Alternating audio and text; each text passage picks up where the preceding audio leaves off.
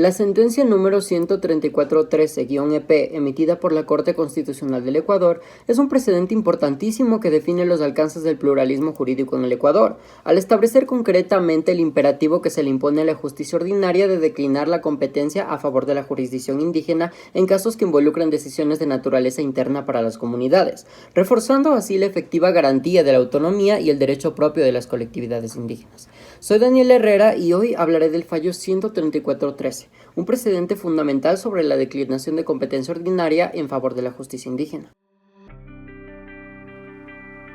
En primer lugar, el caso que nos ocupa empezó en 2003, cuando la comunidad quichua Unión Venecia resolvió la expulsión del señor Bartolo Tángila por graves afectaciones que éste habría cometido en perjuicio de la comunidad. Entonces, el señor Tángila pasó a vivir fuera de la comunidad. Posteriormente, Tángila presentó una acción de amparo posesorio contra la comunidad, solicitando ser declarado en legítima posesión de un predio ubicado en tierras comunitarias. Frente a ello, la comunidad respondió oponiendo una excepción de competencia, alegando que el juez ordinario civil era incompetente para resolver sobre la posesión de tierras comunitarias al estar esta posesión intrínsecamente ligada a la calidad de miembro del señor expulsado, y argumentando en este sentido que el conflicto real era la decisión de su expulsión, y la cuestión de la posesión era un efecto de este fallo, mismo que habría sido tomado por la Asamblea General de la Comunidad bajo su derecho propio, amparado constitucionalmente a la luz del pluralismo jurídico. Sin embargo, el juez primero de lo civil negó la excepción de competencia presentada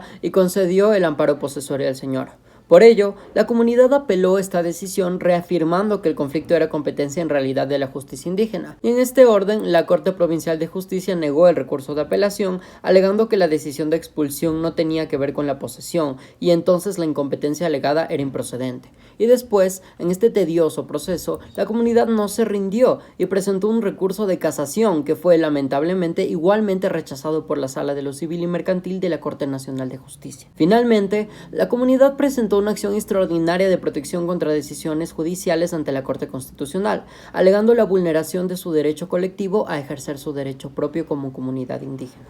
Ahora bien, una vez ilustrados los hechos de este caso, a continuación se procederá a hablar de los argumentos de la Corte Constitucional en el mismo.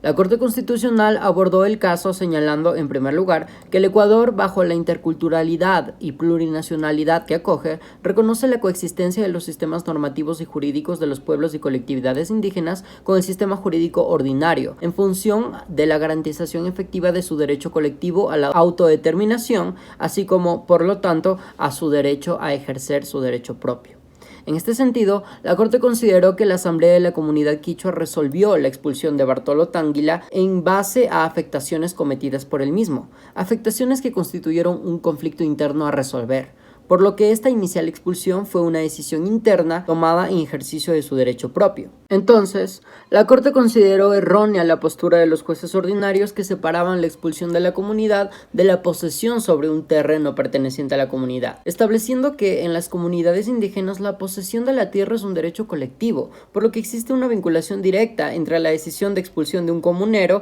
y la pretensión de posesión del mismo sobre tierras comunitarias. Por tanto, al estar este conflicto derivado de una decisión interna de la comunidad, la de la expulsión del señor Bartolo de la comunidad, el caso de posesión debe ser también resuelto por la competencia e instancia de la jurisdicción indígena en función a su derecho propio. Así, la Corte determinó que las autoridades judiciales ordinarias omitieron el cumplimiento de la obligación de declinación de competencia a favor de la justicia indígena conforme a las disposiciones de la Constitución, y el mismo deber implica que un juez de justicia ordinaria reconozca que no tiene autoridad para conocer o juzgar un determinado caso y que por su naturaleza, en este caso, por derivarse de una decisión interna previa tomada por la comunidad, es competencia de la jurisdicción indígena abordarlo según su derecho propio. En suma de lo expuesto, la Corte Constitucional concluyó que al haber omitido aplicar las normas de coordinación y declinación de competencia respecto a la justicia indígena, se efectuó una interferencia en la decisión y competencia de la autoridad indígena en el caso, lo que vulneró el derecho colectivo de la comunidad a ejercer su derecho propio y por tanto también a manifestar su autodeterminación. Ahora es momento de hablar de la decisión. En base al análisis efectuado, la Corte Constitucional declaró que los hechos objeto de las decisiones judiciales impugnadas no son objeto de competencia que recaiga sobre la justicia ordinaria y que, en su lugar, deben ser conocidos y resueltos por la comunidad, es decir, por la instancia de la jurisdicción indígena. En este sentido, se resolvió aceptar la demanda de acción extraordinaria de protección presentada por la comunidad quichua, declarando la vulneración del derecho colectivo de la comunidad indígena a desarrollar y aplicar su derecho propio y, consecuentemente, declarando la nulidad de las decisiones judiciales adoptadas en el proceso posesorio, de forma que se ordenó retrotraerlo al momento anterior a la emisión de la sentencia de primera instancia. Y por último, se dispuso al juez de la Unidad Judicial de Tena que reinicie la tramitación de la causa y procede realizando el análisis de declinación de competencia, en función del fallo de expulsión emitido por la comunidad previamente. En la sentencia 13413-EP, es evidente que se efectuó correctamente un diálogo intercultural, debido a que la Corte, como máxima autoridad judicial, dispuso el deber de la justicia ordinaria de coordinarse con la jurisdicción indígena, teniendo como principal fundamento al respeto de su competencia y al enfoque preciso de interculturalidad, al obligar que se considere a la decisión interna previa tomada por esta y en este sentido estableciendo también la obligación de declinar la competencia, favoreciendo una perspectiva que no se cierra a la consideración occidental y ordinaria del sistema, sino que parte desde una mirada del sistema de justicia indígena al entender la dimensión colectiva de la posesión que tiene un miembro sobre la tierra comunitaria y entonces vinculando a esta cuestión con su calidad de comunero habitante, lo que a la luz del caso es determinante y crucial al haber sido el señor expulsado por decisión interna de la comunidad, es decir, de la justicia indígena. Este fallo, entonces, supone un rechazo y descarte directo de las equívocas posturas monistas que surgen comúnmente en las instancias judiciales ordinarias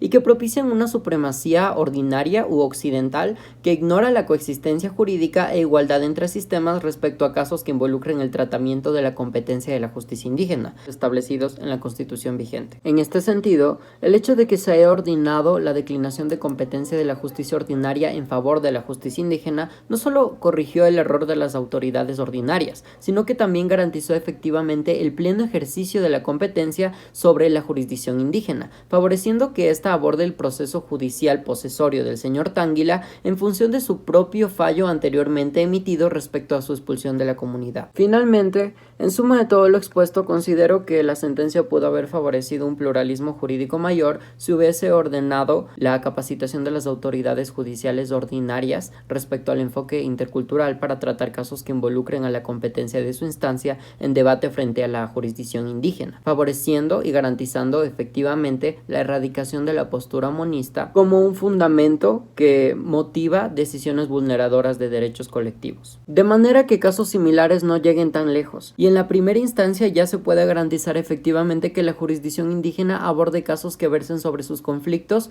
y decisiones internas, sin necesidad de tensionar el respeto que debe haber respecto a esta competencia con un proceso largo y tedioso que solo traba su pleno ejercicio. Así, el sistema alcanzaría un efectivo y mayor pluralismo jurídico con la implementación de protocolos rigurosos y fiscalizados respecto a casos de excepción de competencia que involucren a la justicia indígena, verificando que las autoridades ordinarias efectúen un diálogo intercultural y de respeto en coordinación con las autoridades indígenas, con el imperativo de constatar formalmente el tratamiento de un conflicto interno y la potencial derivación de determinados casos sobre decisiones internas previas como requisitos procedimentales.